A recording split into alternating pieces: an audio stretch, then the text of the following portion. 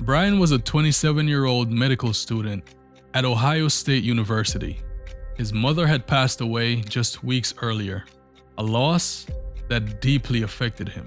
As spring break began, Brian met up with friends to unwind. Their night led them to the Ugly Tuna Saloon, a popular campus bar.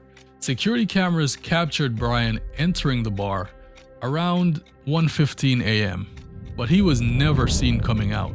The bar quickly became the focus of a chilling investigation.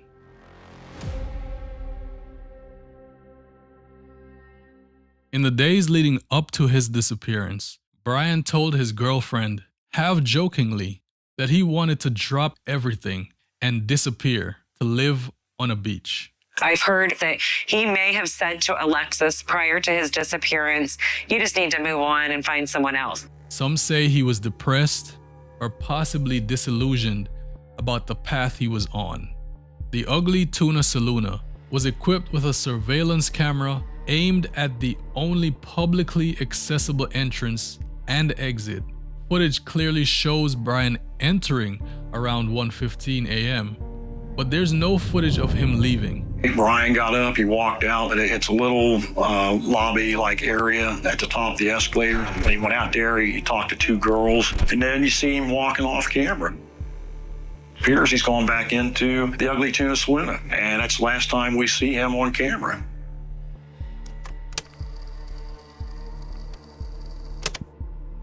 Tell me about your interactions with Clint and his participation in helping find Brian in the beginning.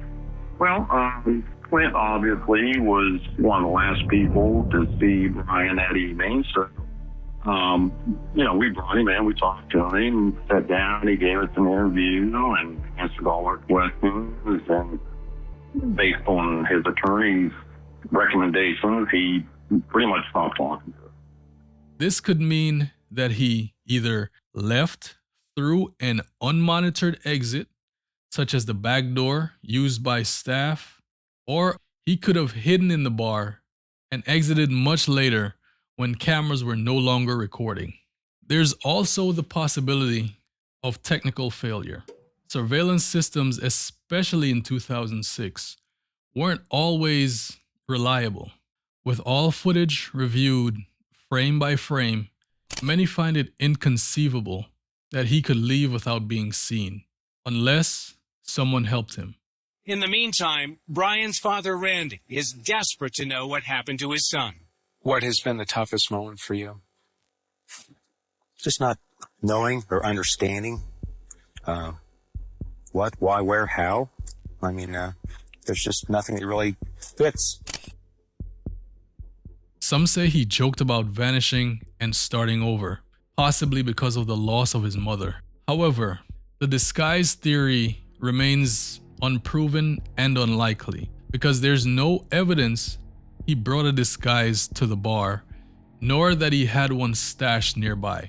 And secondly, disguises aren't foolproof. Walking out in different clothes might fool some people, but not all. There were reports of a cell phone ping in Hilliard, 14 miles away. So were any of these things from the Saturday or Sunday after Brian went missing? What we believe was on the evening, the morning when Brian went missing, that for some reason the phone might have been turned off, the battery went dead, there was no connection to it at all. And when we got these pings, that's what kind of got everybody's attention, because obviously we're thinking, well, maybe the phone was turned on, maybe somebody found it.